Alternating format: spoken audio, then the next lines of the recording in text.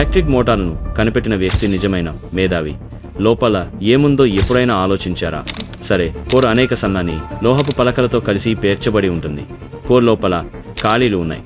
అవి దేనికోసం అని మీకు తెలుసా? ఈ ఖాళీలలో రాగితీగ వైండింగ్లు ఉంచబడతాయి. పూర్తి సర్క్యూట్ను సృష్టిస్తాయి. ఒకసారి శక్తినిచ్చిన తరువాత మోటారు విద్యుదయస్కాంత క్షేత్రాన్ని ఉత్పత్తి చేస్తుంది. మరొక ముఖ్యమైన భాగం రోటర్. ఇది పేర్చబడిన లోహపు పలకలతో కూడా తయారు చేయబడింది. రోటర్ మధ్య రంధ్రం గుండా వెళ్లే షాఫ్ట్పై అమర్చబడి ఉంటుంది. మెటల్ రాడ్లు బహుళ చిన్న రంధ్రాల గుండా వెళతాయి మరియు రాగి ప్లేట్లతో భద్రపరచబడతాయి. ఘర్షణను తగ్గించడానికి మరియు రోటర్ తిరుగుతున్నప్పుడు దానికి మద్దతు ఇవ్వడానికి షాఫ్ట్ రెండు వైపులా బేరింగ్లతో అమర్చబడి ఉంటుంది.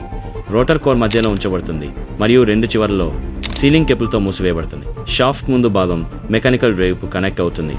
వెనుక భాగంలో ఫ్యాన్ జెఫ్ చేయబడుతుంది. ఫ్యాన్ తిరుగుతూ మోటారును చల్లబరుస్తుంది, గాలి ప్రవాహాన్ని సృష్టిస్తుంది. భద్రత కోసం ఏదైనా యాంత్రిక నష్టాన్ని నివారించడానికి ఫ్యాన్ చుట్టూ రక్షణ కవరు ఉంటుంది. ఈ వీడియో గురించి కామెంట్ చేయండి మరియు సబ్స్క్రైబ్ చేసుకోండి. లైక్ చేయడం మర్చిపోవద్దు.